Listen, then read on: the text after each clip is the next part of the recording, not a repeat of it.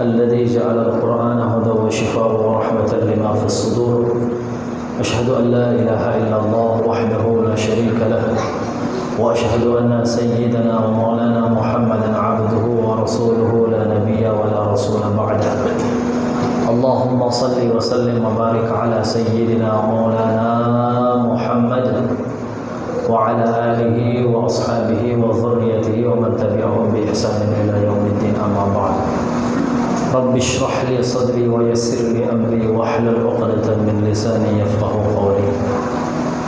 Ibu-ibu, bapak-bapak yang dirahmati Allah Subhanahu wa taala, puji syukur kita kepada Allah Subhanahu wa taala.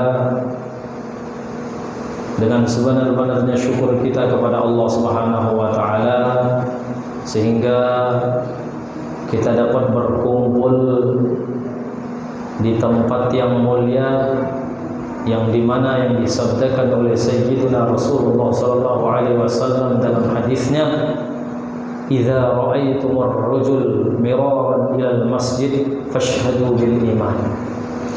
Nabi katakan dalam hadisnya, kalau kamu ingin melihat seseorang itu, kalau kamu lihat seseorang itu terus ke masjid, pastinya istiqomah ke masjid, terus dia menerus ke masjid, 5 waktu tidak pernah lupa, artinya bukan ke masjid pas kenduri saja atau ke masjid pas maulid saja, tapi dia istiqomah ke masjid, kalau bisa 5 waktunya, ibadahnya rajin ke masjid, maka kata Nabi, saksikan orang itu dengan iman. Maka ibu-ibu, kalau mau melihat calon mantu yang baik, jangan lihat dia itu rajin ke laut saja. Kalau mau lihat calon mantu yang baik, jangan lihat hanya di HP saja, tapi saksikan bagaimana dia di subuh hari terutama. Kenapa masjid menjadi tolak ukurnya? Kalau seseorang anak muda itu sudah kecenderungannya ke masjid, maka insya Allah akan tertancap di dalam hatinya kecintaan dia kepada Allah dan Rasul.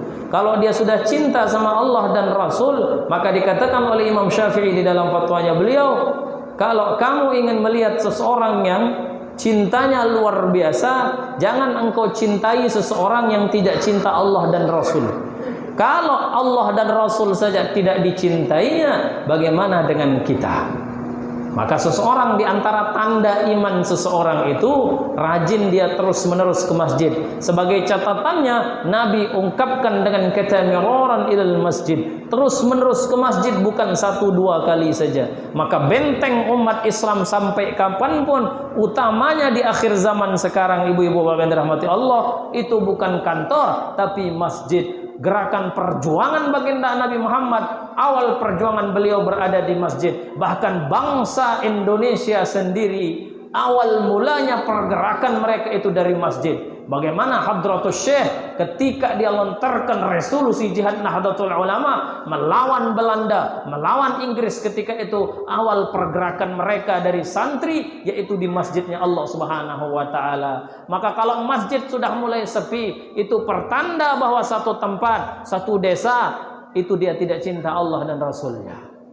Berarti agama di tempat itu sudah pudar. Kalau agama dan di tempat itu sudah pudar, berarti akhlak yang jauh dari agama Allah Subhanahu wa taala. Berbahaya sekali ibu-ibu bapak yang dirahmati Allah. Maka syukur di siang hari kali ini kita berkumpul di tempat yang mulia, yang insya Allah dalam rangka yang mulia sekarang ini, yang dimana disabdakan oleh baginda Nabi sallallahu alaihi wasallam, julusuka sa'atan fi majlisil ilm la tamassu kullaman wa la taktubu harfan khairun laka min ibadati alfi sanatin khairun laka min alfi farasin tasaddaqat biha fi sabilillah. Siapa yang dudukmu sesaat di majlis ilmu, kata Nabi sallallahu alaihi wasallam, sesaat saja, engkau tidak menulis, engkau tidak membaca, engkau hanya diam saja mendengarkan majlis ta'lim, dudukmu saja lebih baik daripada ibadah 1000 tahun. Dikatakan lebih baik daripada 1000 kuda yang berada di jalan Allah Subhanahu wa taala. Bahkan kata Nabi sallallahu alaihi wasallam, man intaqala liyata'allama ilman ghufira lahu qabla an yakhtu. Siapa yang mau datang ke majelis ta'lim, ingin mendengarkan pengajian, intaqala liyata'allama ilman, untuk belajar satu ilmu, Allah ampuni dosanya sebelum dia melangkah dari tempatnya. Ibu-ibu sebelum memakai jilbabnya sudah niatnya dari rumah, Allah sudah diampuni dosanya. Yang bapak-bapak mulai dia pakai songkoknya di rumah, Allah sudah ampuni dosa kita. Luar biasa daripada pahalanya orang berada di majelis ta'lim. Sampai dikatakan bagaimana fadilahnya kita menuntut ilmu. Ulama dikatakan muta'allimun kaslan, orang yang belajar walaupun dia malas. Anak-anak, ibu-ibu, bapak-bapak yang dirahmati Allah yang berada di pesantren, dia menuntut ilmu walaupun kadang-kadang dia malas. Malasnya orang anak-anak yang ada di pesantren afdalu, lebih baik bisab'i ma'ati 'abin jahil, lebih baik daripada 700 orang ahli ibadah yang bodoh. Artinya dia sholat aja kerjaannya, tapi malas datang ke majelis ta'lim, masih lebih baik santri yang belajar walaupun dia malas. Sampai dikatakan naumu aliman, tidurnya orang alim itu lebih baik daripada ibadahnya orang bodoh. Suatu ketika dalam hadis yang sangat terkenal, cerita yang sangat kita kenal, di mana Rasul sallallahu alaihi wasallam ketika masuk ke masjid melihat seseorang yang melihat iblis ada di luar masjid tidak berani masuk. Ditanya oleh Rasulullah, "Wahai iblis, apa gerangan yang membuat engkau tidak masuk? Takut sama orang yang sholat di dalam?" Apa kata iblis? "Aku tidak akan pernah takut sama orang yang sholat di dalam, ya Muhammad. Lebih baik aku menggoda orang yang sholat di dalam daripada satu orang yang sedang tidur di depan rumah masjid." Kenapa? Karena orang ini adalah orang alim yang di dalam ibadahnya saja rajin, tapi malas datang ke majelis ilmu. Maka sekali lagi dikatakan oleh ulama, oleh kata Nabi, naumu alim, tidurnya saja orang alim itu masih lebih baik daripada ibadahnya orang bodoh. Luar biasa. Itu tidurnya alim. Maka kata Nabi sallallahu alaihi wasallam, "Man zara 'aliman faka'annama zarani, wa man safaha 'aliman faka'annama safahani, wa man jalasa 'aliman faka'annama jalasani, wa man jalasani fid dunya ajlastuhu fil akhirah." Barang siapa yang berziarah kepada orang alim, berziarah kepada orang saleh, maka sama artinya dia berziarah kepadaku, kata Nabi.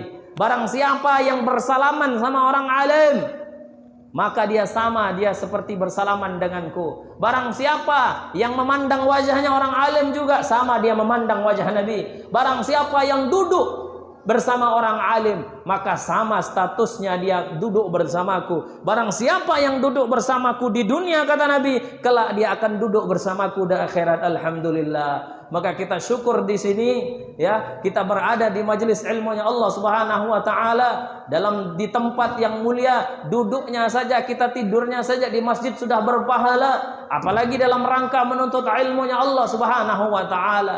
Disinilah tempatnya. Makanya dikatakan oleh ulama, engkau punya anak di pesantren, sedihnya, kata saya punya guru, sedihnya anak-anak kita di pesantren. Engkau punya cucu, engkau punya anak di pesantren, mereka galau di pesantren, sedih di pesantren, mungkin dia kangen ibu bapaknya sampai mungkin dia menangis tak bisa. Sedihnya saja itu bisa menggugurkan dosa kedua orang tuanya yang ada di rumah, padahal orang tuanya sedang tertidur. Begitu besar pahalanya orang yang sedang menuntut ilmu. Alhamdulillah, di siang hari ini kita berada di majelis ilmu dalam rangka memperingati Maulid baginda Nabi Muhammad sallallahu alaihi wasallam, yang dimana dikatakan oleh Allah di dalam Quran, "Qul bi fadlillahi wa bi rahmatihi fabidzalika falyafrahu." Katakanlah dengan karunia Allah. Apa itu karunia Allah? Al-Quran dan ilmu. Wa bi rahmatihi, dan dengan rahmat Allah. Apa itu rahmat Allah? Dengan adanya Nabi Muhammad sallallahu alaihi wasallam. Maka dengan hal demikian itu bergembira kita dengan adanya baginda Nabi Muhammad sallallahu alaihi wasallam. Ibu-ibu, bapak-bapak yang dirahmati Allah Subhanahu wa taala, kita pada hari ini memperingati Maulid baginda Nabi Muhammad sallallahu alaihi wasallam, menelusur teladan kita, suri taulidan kita, yaitu Sayyidina Muhammad sallallahu alaihi wasallam. Apa yang membuat Nabi Muhammad sallallahu alaihi wasallam itu menjadi suri tauladan kita yang wajib kita contohi? Cara tidurnya, cara makannya, cara jalannya beliau, cara bicaranya Rasulullah, bagaimana cara beliau bercakap dengan lawan jenisnya, bercakap dengan orang yang lebih tua, bagaimana metode perangnya beliau dalam semua, bahkan ketika kita masuk WC, keluar WC, masuk masjid, keluar masjid, bagaimana pasal beliau dengan istrinya, dengan anaknya, sikapnya dengan anak-anak, semua adalah harus dicontohkan oleh baginda Nabi Muhammad. Makanya siapa yang mencontohi Nabi Muhammad, maka dia selamat dunia wal akhirat. Lalu apa gerangan yang membuat Nabi Muhammad itu sebagai suri tauladan kita, yang membuat dia patut untuk dicontohi? Al-Quran membeberkan di dalamnya. Allah mengatakan di dalam Al-Quran kepada baginda Nabi Muhammad, wa innaka la'ala khuluqin azim. Wahai Muhammad, sesungguhnya engkau, wahai Muhammad, sesungguhnya kamu ya Muhammad, mempunyai akhlak yang agung. Di antara sabab musabab baginda Nabi Muhammad ini menjadi suri tauladan, menjadi contoh bagi kita, bukan sebab sholatnya saja, bukan sebab puasanya saja, bukan hajinya saja, tapi yang paling utama yang membuat beliau menjadi suri tauladan, yaitu akhlaknya yang begitu agung, adab akhlaknya yang begitu agung, sampai dikatakan oleh beliau, innama bu'istu liutammima makarimal akhlak. Aku diutus ke muka bumi sungguh, kata Nabi, untuk menyempurnakan akhlak. Maka adab ini menjadi hal yang paling penting dalam tatanan kehidupan kita. Negara kita berdiri, Pancasila kita, kalau kita baca ada juga adabnya di situ. Maka anak-anak kita dari sedini mungkin ajarkan akhlak dan adab kepada mereka. Bagaimana bersikap sama orang tua, bagaimana bersikap sama guru, bagaimana bersikap sesama umurnya dan segala macam. Contohi baginda Nabi Muhammad, contohi ahlul bait, contohi daripada para sahabat baginda Nabi Muhammad sallallahu alaihi wasallam. Beliau punya cucu namanya Hasan wal Husain, salah satu contoh adab daripada ahlul baitnya baginda Nabi Muhammad. Hasan wal Husain ketika ditanya, beliau tidak pernah makan duluan kecuali ibunya yang dulu. Kemudian beliau ditanya, kenapa kok seperti itu? Apa yang beliau katakan? Aku takut seandainya aku makan duluan, ibuku tersinggung karena aku mengambil makanan yang beliau sukai. Inilah akhlak yang diajarkan oleh baginda Nabi Muhammad SAW. Al-Imam Hasan Al-Basri di dalam fatwanya beliau mengatakan apa? Man la adibalahu la ilma lahu, wa man la ilma lahu la dina lahu. Barang siapa yang tidak punya adab, dia tidak punya akhlak, maka sungguh dia tidak punya ilmu. Siapa yang tidak punya ilmu, maka sungguh dia tidak punya agama. Artinya apa? Sepintar apapun kita, sepintar apapun anak kita dia sarjana, anak kita dia master, anak kita dia doktor, anak kita profesor, anak kita dokter, pejabat kayak anak kita, tapi kalau dia tidak punya adab, dia tidak punya akhlak, kurang ajar sama orang tuanya, kurang ajar sama gurunya, tak pernah ikut sama gurunya, tak pernah dia ingat gurunya, demi Allah, hakikatnya dia adalah orang yang paling bodoh di muka bumi. Maka ukuran kecerdasan seseorang bukan saja diukur dari bagaimana ilmunya, tapi ukuran, kata Imam Hasan Al-Basri, bagaimana adab dan akhlaknya sama seseorang, baik itu kepada orang tuanya maupun gurunya maupun masyarakat setempat. Maka ibu-ibu, bapak-bapak yang dirahmati Allah, punya anak, dia nyantri, jangan hanya lihat hafalannya, jangan lihat sholatnya, tapi lihat kelakuannya sehabis dia balik dari pesantren. Baik dia kepada orang tua, kalau dia masih keras suaranya, segera perbaiki sedini mungkin, karena agama kita berdiri dengan akhlak dan adab. Bukan saja pasal sholat, bukan puasa, tapi agama kita ini adalah agama yang beradab. Maka sekali lagi kata Imam Hasan Al-Basri, man la adibalahu la ilma lahu, wa man la ilma lahu la dina lahu. Siapa yang tidak punya adab, dia tidak punya ilmu. Siapa yang tidak punya ilmu, maka sungguh dia tidak punya agama. Imam Syafi'i mengatakan di dalam fatwanya beliau, akhlak dan ilmu itu, adab dan ilmu itu seperti roti, ibu-ibu bapak yang dirahmati Allah. Di antara bahan roti itu ada tepung, ada garam. Mana yang lebih banyak? Tentu yang lebih banyak adalah tepung. Jadikan garam itu sebagai ilmumu sedikit, tapi engkau punya adab seperti tepung yang banyak. Sedikit kita punya ilmu, akhlak sopan santun seseorang kepada orang lain, kepada orang tua, kepada guru itu harus lebih banyak. Maka di antara yang membuat Rasulullah SAW menjadi suri tauladan, ibu-ibu bapak yang dirahmati Allah, karena akhlaknya yang luhur. Beliau sangat nabi yang sangat santun, nabi yang sangat beradab. Beliau pernah di mana beliau diludahi oleh seseorang, tapi beliau tidak menjawab dengan keras, tapi malah mendoakan orang itu. Sampai 3 hari beliau diludahi, setiap lewat di depan rumahnya. Hari yang keempat tidak ada yang meludah. Akhirnya Nabi mencari mana saudara saya yang ini. Kemudian orang ini menjawab dia sedang sakit. Beliau balik ke Sayyidatuna Aisyah, ya Aisyah, apakah ada makanan hari ini? Ada ya Rasulullah, tapi untuk makan hari ini saja. Kalau begitu saya puasa. Beliau membawa makanan, pergi ke rumah orang itu, menjenguk sahabat yang meludahinya beliau. Begitu tinggi luhur dan sabar akhlak baginda Nabi Muhammad sallallahu alaihi wasallam. Ibu-ibu, bapak-bapak yang dirahmati Allah Subhanahu wa taala. Nabi Muhammad pada hari ini kita rayakan daripada hari maulidnya beliau.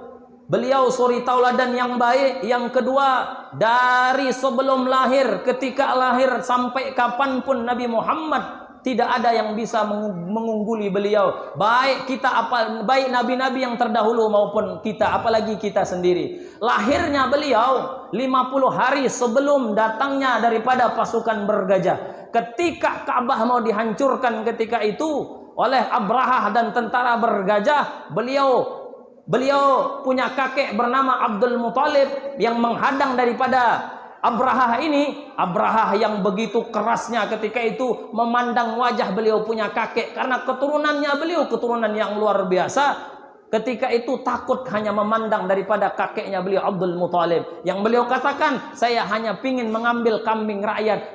Kemudian Abraham mengatakan, hanya itu yang engkau minta? Ya, karena Ka'bah urusan daripada Allah Subhanahu wa taala. Akhirnya ketika dia mau menghancurkan, gajahnya tiba-tiba tidak bisa bergerak. Datang burung yang membawa daripada batu, dihancurkan satu persatu kecuali satu yang tidak langsung dihancurkan. Bapak-bapak sekalian, kalau itu sudah sering kita dengar cerita yang demikian. Ada satu hal yang jarang kita dengar. Abrahah ketika itu tidak langsung dimatikan, tapi Abrahah dimatikan pelan-pelan ketika itu. Dia kena radiasinya, kulitnya sedikit demi sedikit terkelupas. Ibu-ibu, bapak dirahmati Allah. 50 hari kemudian lahir baginda Nabi Muhammad, tepatnya hari Senin bulan Rabiul Awal.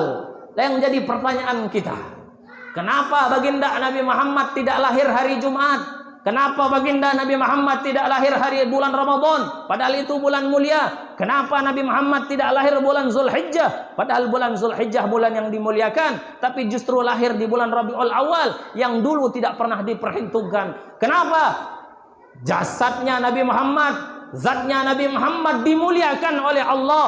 Nabi Muhammad Rasulullah sallallahu alaihi wasallam tanpa hari Jumat sudah dimuliakan Allah, dia sudah mulia. Tanpa bulan Ramadan Nabi Muhammad sudah mulia. Maka ini menggambarkan kepada kita, kenapa Rasulullah tidak lahir hari Jumat? Kenapa Rasulullah tidak lahir bulan Ramadan? Karena tanpa bulan Ramadan Nabi Muhammad sudah mulia. Tanpa hari Jumat Nabi Muhammad sudah mulia. Bahkan ibu-ibu, bapak-bapak yang dirahmati Allah, hari Jumat mulia karena adanya Nabi Muhammad. Bulan Ramadan mulia karena adanya Nabi Muhammad. Lailatul Qadar mulia karena adanya Nabi Muhammad. Maka dikatakan oleh sebagian ulama, malam yang paling afdal bukan malam Lailatul Qadar kata ulama, tapi malam yang paling mulia di mana malam lahirnya Sayyiduna Muhammad. Kenapa? Karena tanpa ada Nabi Muhammad tidak akan mungkin ada Lailatul Qadar. Tanpa ada Nabi Muhammad tidak akan mungkin ada bulan Ramadan. Tanpa ada Nabi Muhammad tidak akan ada hari Jumat yang mulia dan segala macam. Semua hari-hari mulia awal mulanya jadi mulia karena ada Nabi Muhammad. Maka dikatakan, apa yang menempel pada suatu yang mulia ikut mulia. Karpet kalau ditempel dia berada di rumah jadi karpet biasa, tapi karena dia jadi karpet masjid jadi mulia. Maka apa yang mulia, yang menempel pada suatu mulia ikut juga jadi mulia. Rabiul Awal, karena lahirnya Nabi Muhammad, maka Rabiul Awal menjadi bulan yang mulia, yang dimuliakan oleh Allah Subhanahu wa taala. Maka dikatakan di dalam qasidah oleh seorang ulama, ma madahtu Muhammadan bi qasidati walakin mudihat qasidati bi Muhammadin. Tidak akan aku memuji baginda Nabi Muhammad, ma madahtu Muhammadan, tidak aku memuji Muhammad dengan qasidahku, kecuali qasidahku lah yang menjadi mulia karena berkat Nabi Muhammad. Maka kita duduk di sini ibu-ibu, bapak yang dirahmati Allah, memuliakan Nabi Muhammad, menghormati Rasulullah demi Allah, bukan karena pujian kita Nabi Muhammad jadi terpuji, bukan karena kita memuliakan Nabi Muhammad jadi mulia, tidak. Tapi karena kita memuji Nabi Muhammad, kita menjadi orang yang terpuji. Menghormati Nabi Muhammad, memuliakan Nabi Muhammad. Berkat kita memuliakan Nabi Muhammad, kita yang ikut jadi mulia. Bukan Nabi Muhammad yang jadi mulia. Karena Nabi Muhammad sampai kapanpun tetap menjadi seorang makhluk yang paling mulia di muka bumi. Ibu-ibu, bapak-bapak yang dirahmati Allah Subhanahu wa Ta'ala. Lahirnya beliau ke muka bumi ini, ketika itu Sayyidatuna Aminah mengatakan apa?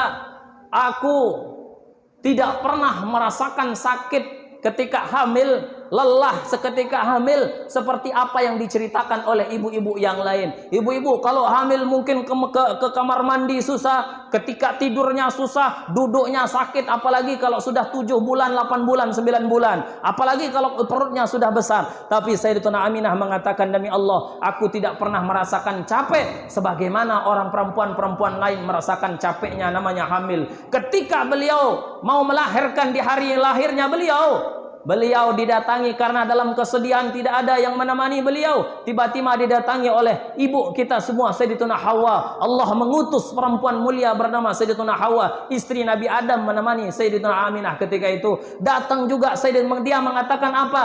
Wahai Aminah, betapa beruntungnya engkau pada hari ini karena engkau mengandung dan melahirkan orang yang paling mulia. Diutus juga dari surganya Allah Subhanahu wa Ta'ala Sayyidatuna Maryam. Diutus juga Sayyidatuna Aisyah, istri Sayyidatuna Asyiyah, istri Fir'aun, dan ditemani oleh beberapa orang perempuan, diantaranya Ummu Aiman dan yang lainnya. Ada 4 perempuan, totalnya sekitar 8 perempuan. Dan 8 perempuan ini dan 4 orang perempuan diantaranya termasuk Fatimah, Ummu Aiman dan yang lain, Allah beri barokah dia karena berkat menolong baginda Nabi Muhammad. Fatimah dibebaskan dia karena jadi seorang budak. Ummu Aiman punya anak namanya Usamah bin Zaid ketika itu. Barokahnya sebagai penolong baginda Nabi Muhammad, menemani hari kelahiran baginda Nabi Muhammad, anak beliau bernama Usamah bin Zaid diangkat menjadi Nabi sebagai anak angkatnya. Dan tepat 18 tahun usia beliau menjadi panglima perang termuda di zamannya. Yang di belakang beliau, yang beliau pimpin diantaranya sahabat-sahabat senior Abu Bakar, Umar, Utsman. Barokah dia menolong baginda Nabi Muhammad. Dan ketika beliau setelah lahir ketika itu, Fatimah mengatakan,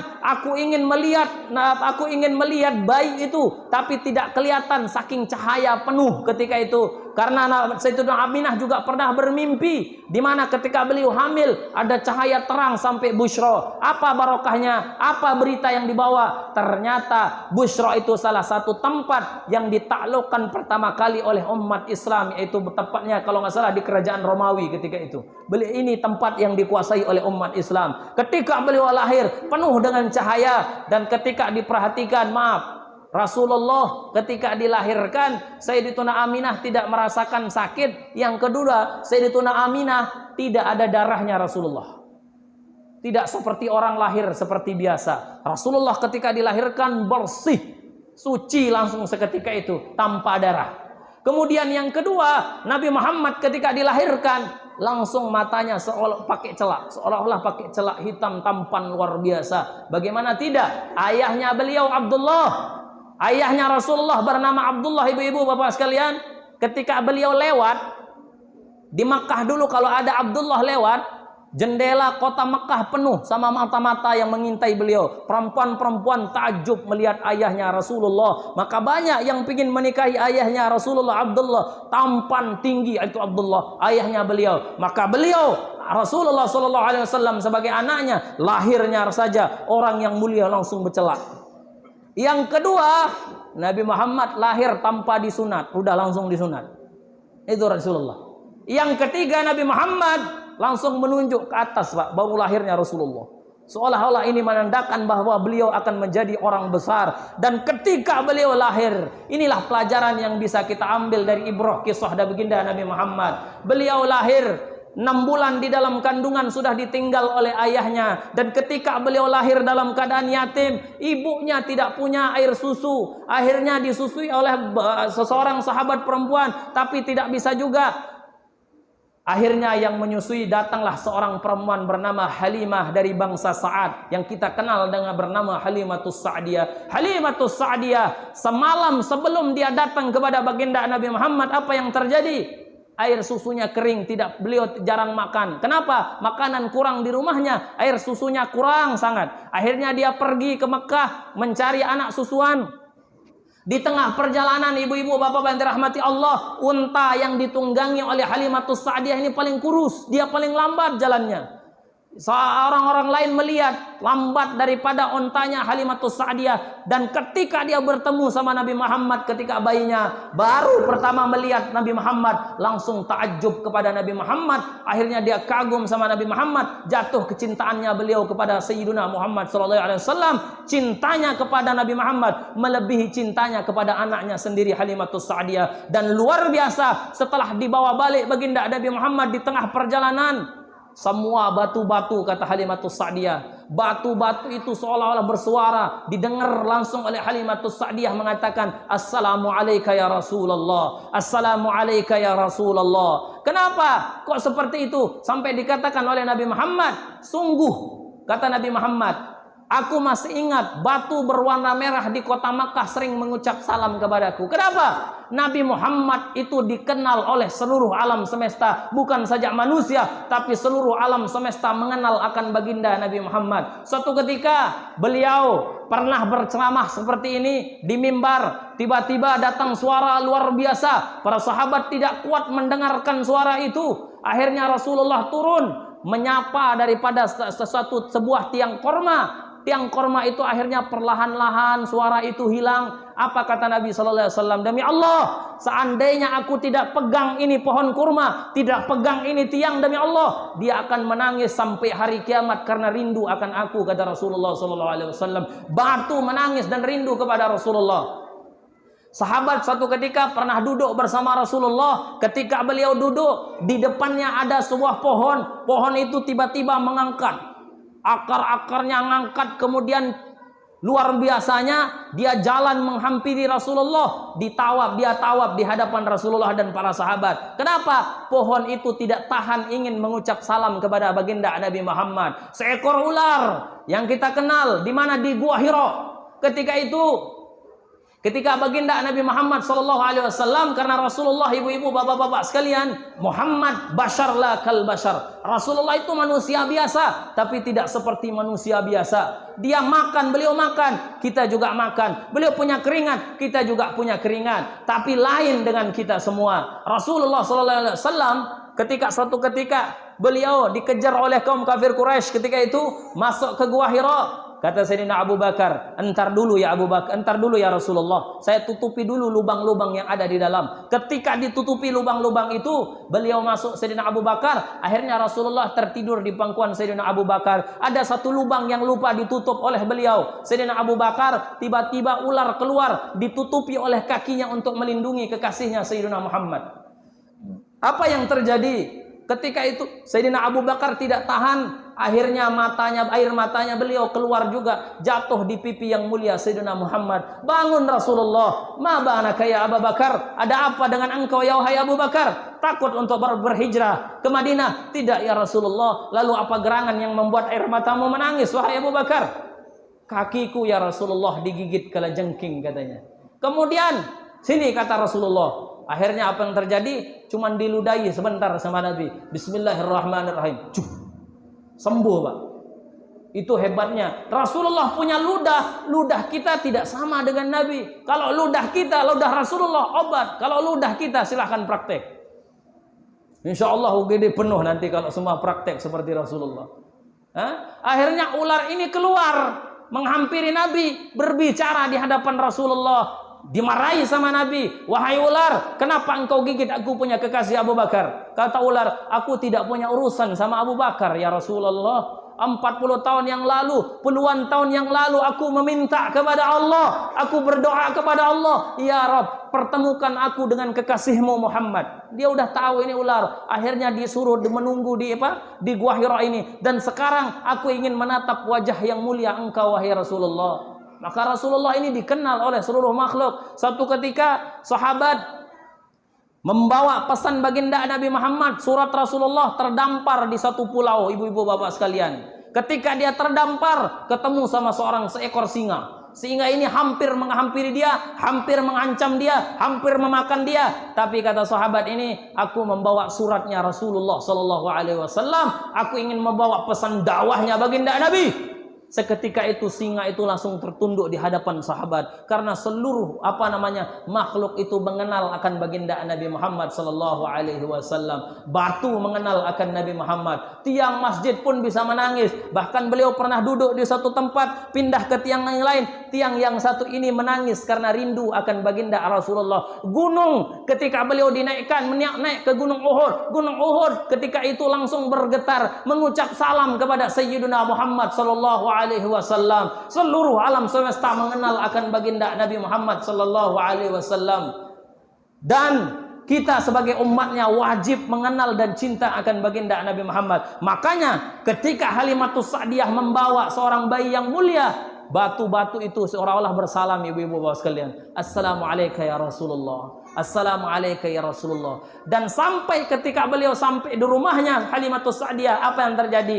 Yang semalam sebelumnya air susunya tidak ada, tiba-tiba melimpah. Apa kata suaminya Halimatus Sa'diyah? Wahai Halimatus Sa'diyah istriku, sungguh engkau membawa seorang bayi yang mulia. Rumput yang di depan rumahnya kering kerontang, adanya Nabi Muhammad. Ketika itu rumput itu tiba-tiba hijau, sampai orang-orang mengatakan pergilah ke tempat, ke ladangnya Halimatus Sa'diyah, betapa hijaunya rumput itu. Sebagian mengambil bibit rumputnya, tapi tidak bisa sama dengan apa yang ditanam oleh Sayyidatuna Halimatus Sa'diyah, ibu susuannya Sayyidina Muhammad. Maka beliau ketika itu lahir dalam keadaan yatim, ibu-ibu bapak sekalian yang dirahmati Allah Subhanahu wa taala. Kemudian lanjut cerita, umur 6 tahun beliau diajak pergi ke rumah pergi ke tempat makom ayahnya beliau, diajak oleh ibunya, yaitu Sayyidatuna Aminah. Lihat ibu-ibu yang dirahmati Allah, ini khusus ibu-ibu.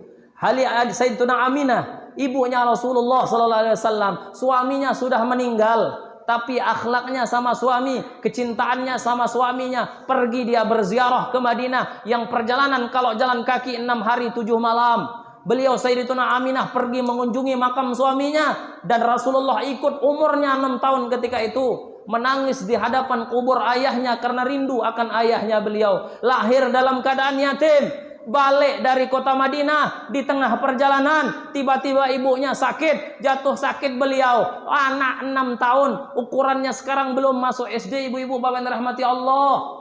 Ibunya tidur di pangkuannya beliau dalam keadaan sakit di tengah perjalanan yang gersang. Ibunya mengatakan, apa wahai anakku, sudah waktunya ibu untuk pergi. Dan seandainya apa yang ibu mimpikan benar, maka engkau akan menjadi seorang pemimpin di akhir zaman. Engkau akan menjadi seorang nabi pemimpin umat.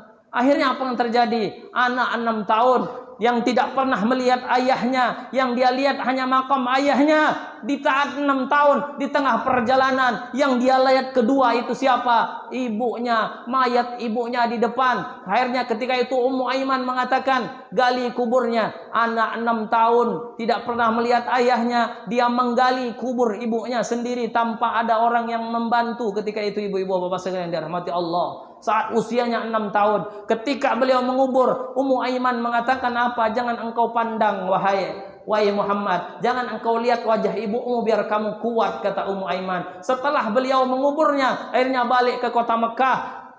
Sayyidina Abdul Muthalib mengatakan apa? Mana ibumu wahai cucuku? Ibuku sudah wafat wahai kakekku. Apa kata Sayyidina Abdul Muthalib? Engkau sekarang menjadi anakku sini. Akhirnya apa yang terjadi? Saat umur di dalam kandungan 6 bulan ditinggal ayahnya, kemudian ditinggal ibunya, lahir dalam keadaan fakir, kemudian dirawat kakeknya 8 tahun usianya, kakeknya pun beliau wafat. Sayyidina Abdul Muthalib ketika sudah beruntun ujiannya Sayyidina Muhammad. Maka kalau ada yang yatim di sini maupun anak-anak yang dewasa dari kecil sudah ditinggal ibu bapaknya, jangan engkau bersedih. Rasulullah lebih yatim daripada kita semua. Kakeknya beliau Abdul Muthalib wafat, dilanjutkan oleh pamannya yaitu Abu Thalib yang menjaga beliau. Paman yang selalu membela beliau sampai kapanpun. Di saat beliau dicaci maki oleh kaum kafir Quraisy, Abu Thalib yang terdepan. Beliau pun diwafatkan oleh Allah. Kemudian dilanjutkan 25 tahun usianya beliau menikah dengan Sayyidatuna Khadijah, istri yang dimana dikagumi oleh Sayyidina Muhammad. Ini pelajaran buat ibu-ibu sekalian dirahmati Allah. Sayyidatuna Khadijah ini orang kaya. Orang yang paling kaya di kota Mekah. Hartanya tidak ada yang bisa menandingi hartanya Sayyidatuna Khadijah. Lahirnya beliau, kemudian beliau menikah dengan Rasulullah usia 40 tahun, Nabi 25. Apa kata Sayyidatuna Khadijah? Dengarkan ibu-ibu, bapak-bapak, ibu-ibu yang dirahmati Allah Subhanahu wa taala. Pertama kali baru menikah Sayyidatuna Khadijah, apa lontaran ucapan yang mulia Sayyidatuna Khadijah, ibu kita semua? Demi Allah ya Muhammad, dulu aku orang kaya, sekarang aku berikan hartamu kepadaku. Aku berikan hartaku kepadamu. Dulu aku orang terhormat, sekarang kehormatanku aku berikan kepadamu. Seluruh jiwa dan ragaku aku berikan kepadamu. Dan terbukti, wahai ibu bapak yang dirahmati Allah, beliau, ibu kita Sayyidatuna Khadijah, sampai Nabi mengatakan, demi Allah, selama hidupnya Sayyidatuna Khadijah, selama hidupnya istriku Khadijah, tidak pernah sekalipun sedikit pun mengucapkan tutur kata yang tidak baik kepadaku. Tidak pernah mengucapkan satu tutur kata yang membuat aku tersinggung dengannya. Itu kehebatan daripada Sayyidatuna Khadijah. Beliau lahir dalam keadaan kaya, menikah dengan Nabi Muhammad. Kemudian beliau berkorban. Di akhir hayatnya beliau akhirnya miskin, habis daripada hartanya untuk berjuang di jalan Allah. Sampai diceritakan, maaf ya, yang dulunya kaya Sayyidatuna Khadijah, di akhir-akhirnya beliau punya baju, punya tambalan sekitar, kalau nggak salah sekitar 23 tambalan bajunya. Satu saja. Coba istri kita gitu Pak, kalau diajak ke kondangan, perasaan kurang saja, saya tak ada baju, padahal di lemarinya cuman baju dia semua yang punya. Kalau baju kita yang laki-laki satu ruang, cukup segitu, itu aja dipakai. Kadang-kadang dia yang bingung nengok kita punya baju itu saja. Kalau dia enggak, selalu bilang tidak ada. Padahal satu lemari, bahkan tambah lagi tempat yang lain, jadi 2 lemari. Enggak cukup 3 lemari. Mana baju? Tidak ada baju. Masya Allah. Khadijah, ibu-ibu yang dirahmati Allah, seorang istri Rasulullah, beliau punya tambalan baju sampai puluhan tambalannya. Begitu juga ketika beliau pernah suatu ketika, ini biar kita kenal sama Sayyidatuna Khadijah, istri Rasulullah SAW. Beliau satu ketika pernah berdiri di hadapan rumahnya, Rasulullah pergi, balik lagi Nabi, Sayyidatuna Khadijah masih di depan. Dan dilihat oleh Rasulullah, beliau menyusui anaknya Fatimah Zahra. Bukan air susunya tidak keluar lagi dengan putih, tapi air susunya keluar dengan darah ketika itu. Kenapa? Berhari-hari Sayyidatuna Khadijah tidak makan. Beliau suatu ketika, Sayyidatuna Khadijah duduk, kemudian Rasulullah tidur di pangkuannya Sayyidatuna Khadijah radhiyallahu anha. Menangis Sayyidatuna Khadijah, jatuh di pipi yang mulia Sayyidina Muhammad. Bangun Rasulullah, wahai istriku, kenapa engkau bersedih? Kenapa engkau menangis? Apakah engkau menyesal denganku karena engkau dulu kaya sekarang miskin? Apa kata Sayyidatuna Khadijah, seorang istri mulia, menjawab, demi Allah ya Rasulullah, aku tidak menangis karena apa-apa ya Rasulullah, sedikit pun tidak aku menyesal, justru aku menangis saat ini hartaku habis. Nanti kalau aku sudah wafat ya Rasulullah, siapa yang akan membantu dakwahmu lagi? Sampai dikatakan, seandainya tulang belulangku ya Rasulullah masih bisa dipakai untuk memperjuangkan agama Allah, pakai aku punya tulang belulang untuk memperjuangkan agama Allah. Itu hebatnya Sayyidatuna Khadijah. Maka kambing suatu ketika, ibu-ibu, saya replay lagi ceritanya. Rasulullah pernah masuk di satu tempat di mana kambing bersujud di hadapan Rasulullah semua. Kata sahabat, apa kata sahabat? Ya Rasulullah, kambing bersujud kepadamu ya Rasulullah. Maka kalau kambing bersujud kepadamu ya Rasulullah, kami lebih pantas bersujud kepadamu ya Rasulullah. Apa kata Nabi? Tidak pantas seorang manusia sujud kepada manusia. Seandainya, kata Nabi, seorang disuruh untuk bersujud ke sesama manusia, lebih pantas seorang perempuan sujud kepada suaminya. Nanti ini saya tembak yang perempuan semua ini sekarang hari ini, alhamdulillah. Jadi kalau mau menjadi perempuan yang mulia, belajar kepada seorang tokoh bernama Sayyidatuna Khadijah, ibu kita semua. Begitulah pengorbanan ahlul baitnya baginda Nabi. Beliau punya anak Fatimah Zahra. Apakah beliau pun senang-senang? Suatu ketika beliau bertamu kepada rumahnya anaknya beliau Fatimah Zahra. Salaman kepada Rasulullah SAW. Salaman Rasulullah kepada anaknya Fatimah. Nabi mengatakan apa? Ya Fatimah, betapa kasar engkau punya tangan wahai Fatimah. Seorang anak Rasulullah, ibu-ibu. melebihi anak presiden, seorang putri yang mulia, pemimpin surga, pemimpin perempuan di surganya nanti, Sayyidatuna Fatimah Zahra. Kasar tangannya hanya setiap hari menumbuk gandum. Menangis beliau di pangkuan, ayahnya Rasulullah. Ya Rasulullah, wahai ayahku Rasulullah, 2 hari 2 malam aku belum makan, kata Fatimah. Apa jawaban Nabi? Apakah beliau memberi makan? Karena sama-sama seperti itu. Rasulullah mengatakan, wahai anakku, jika engkau 2 hari 2 malam belum makan, ayahmu Rasulullah 3 hari 3 malam belum merasakan makanan yang masuk ke perutku, kata Rasulullah. Maka beliau pernah ketika itu sholat, didengar suara oleh para sahabat. Suara apa ini, kata sahabat. Ketika habis sholat dilihat, ternyata suara itu sumbernya dari perutnya Sayyiduna Muhammad. Beliau dilihat oleh sahabat. Sahabat menangis ketika itu karena perutnya diganjal oleh batu. Kenapa seperti itu ya Rasulullah? Kenapa engkau tidak memberikan aku? Demi Allah, jangankan harta, jiwa dan ragaku, kalau engkau butuh ya Rasulullah, maka aku akan berikan kepadamu. Tapi kata Nabi, tidak wahai sahabatku, tidak wahai Umar, sungguh aku tidak mau membebani umatku. Maka doanya Rasulullah, ya Rabb, aku tidak jangankan jadikan umatku kelaparan sampai 3 hari seperti aku. Itulah doanya baginda Nabi Muhammad. Maka Sayyidatuna Fatimah, putri Rasulullah, menjadi contoh teladan kita bagi anak-anak kita, bagi istri-istri kita. Ikuti bagaimana contohnya Fatimah Zahra. Beliau berkorban sampai kadang-kadang tidak makan. Satu ketika Fatimah Zahra ini, ibu-ibu bapak dan rahmati Allah, beliau keliling menghampiri Sayyidina Ali suaminya. Keliling-keliling minta maaf. Kenapa? Karena suatu ketika beliau pernah melihat suaminya merah mukanya. Akhirnya Fatimah keliling-keliling minta maaf. Saya minta maaf ya wahai suamiku Ali, saya minta maaf, kata Sayyidina. Kemudian di pagi hari, saya maafkan engkau, kata Ali. Setelah besoknya dia ketemu Rasulullah, Fatimah Zahra. Apa kata Rasulullah? Wahai anakku Fatimah, aku tahu apa yang terjadi semalam denganmu dengan Ali.